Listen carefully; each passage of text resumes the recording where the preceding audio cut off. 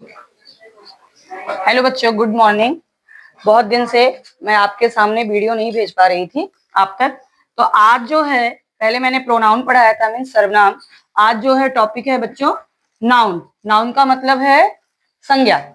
तो अब देखिए, हम संज्ञा के अर्थ के विषय में जानेंगे। ये अर्थ है, मैंने लिखा हुआ है, आप देख लीजिएगा, अपनी कॉपी में नोट डाउन कर लीजिएगा, जिससे आपको आसानी हो जाएगी समझने में। व्याकरण, व्याकरण में ये सभी शब्द संज्ञा कहलाते हैं। संज्ञा का अर्थ है पहचान या ज्ञान कराने वाला।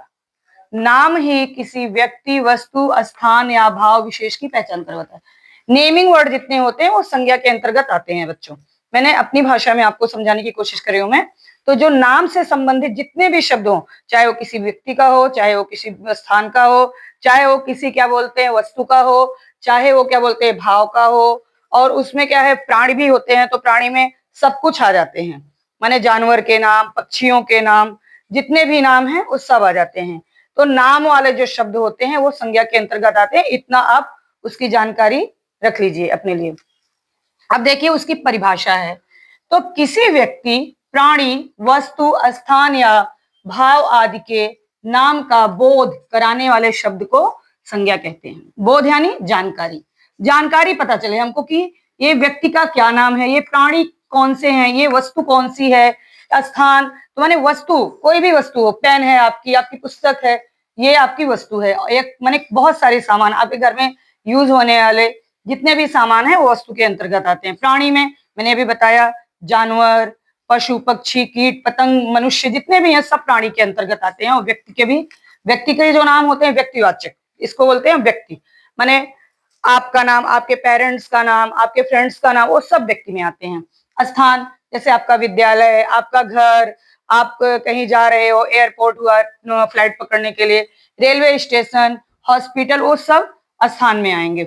भाव माने कभी कभी हम सैड हो जाते हैं, मीन्स दुखी हो जाते हैं, कभी कोई चीज देखकर हमको खुशी भी फील होती है, महसूस होती है, वो सब भाव के अंतर्गत आते हैं। तो वो सब जो शब्द होते हैं उसका आगे हम पढ़ेंगे, लेकिन अभी हम आपको शॉर्ट में बता दे रहे हैं। अब देखिए थर्ड पॉइंट पे, संज्ञा प्राणीवाचक, अप्राणीवाचक। मीन्स प्राणीवाचक जिसके अंदर प्राणी होता है, मीन्स सांस लेते हैं, चलते हैं, घूमते हैं, फिरते हैं, वो सब।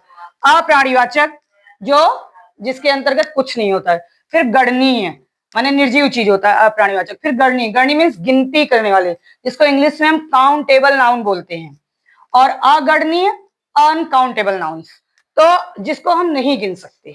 तो आपको इतना दिमाग होना चाहिए, माइंड होना चाहिए कि किसको हम गिन सकते हैं, किसको हम नहीं गिन सकते हैं, कौन से प्राणीवाचक हैं, कौन से अप्राणीवाचक है। फिर भी देखिए उदाहरण मैंने कुछ दे दिया है यहाँ पे। उदाहरण में देखिए राधा, मनुष्य, स्त्री, बूढ़ा, ये प्राणीवाचक है। और ऐसे बहुत सारे एग्जाम्पल आपको मिलेंगे उदाहरण, तो आप इसकी आइडेंटिफिकेशन कर लेना कि प्राणीवाचक है कि अप्राणीवाचक है। अब देखिए सेकंड, कुर्सी, कार, सागर, पर्वत, ये है अप्राणीवाचक। ऐसे आपका पेन अप्राणीवाचक, आपकी पेंसिल अप्राणीवाचक, पुस्तक अप्राणीवाचक, ये सब जितने आएंगे वो सब अप्राणीवाचक में आएंगे। जैसे गणनीय में भी हो सकते हैं और अप्राणीवाचक भी हो सकते हैं। किताब, पेंसिल, बच्चे, जानवर, आप इनको गिन भी सकते हो। मैंने जो बताया तो आप कंफ्यूज मत होना कि टीचर यहाँ पर पेंसिल आपने बोला अप्राणीवाचक है। हाँ, अप्राणीवाचक होने के साथ साथ वो गणनीय भी है, हम उसको गिन सकते हैं। कितनी किताबें हैं? 12 किताबें हैं, 2 किताबें हैं, 4 किताबें हैं। कितनी पेंसिल हैं? 1 दर्जन आपको बोला जाता है, तो 1 दर्जन में 12 चीजें होती हैं। तो पेंसिल। बच्चे, आपके क्लास में पूछा जाता है कितने बच्चे हैं, आपके साथ पढ़ने वाले कितने बच्चे हैं? 10 हैं, 20 हैं, 15 हैं, 16 हैं, जितने भी हैं आप गिनती करके बता सकते हो। जानवर, एक साथ एक झुंड में कितने जानवर आप गिन के बता सकते हो, तो गणनीय है। लेकिन ये अप्राणीवाचक बच्चे और जानवर नहीं है, केवल किताब और पेंसिल अप्राणीवाचक हैं। ऐसे बहुत सारे एग्जाम्पल हैं, आप समझ लो। अप्राणीवाचक जो सांस नहीं लेते, बोलते नहीं, इतना दिमाग में रख लेना। अब हवा, पानी, भीड़, दूध, अगणनीय। आप इनको गिन नहीं सकते हो। पानी को गिन नहीं सकते हो, केवल माप सकते हो। भीड़ को आप गिन नहीं सकते हो, कितनी लोगों की भीड़ आपको पता नहीं। दूध को आप माप सकते हो लेकिन गिन नहीं सकते हो, इसलिए अगणनीय क्या बोलते हैं संज्ञा के उदाहरण हैं।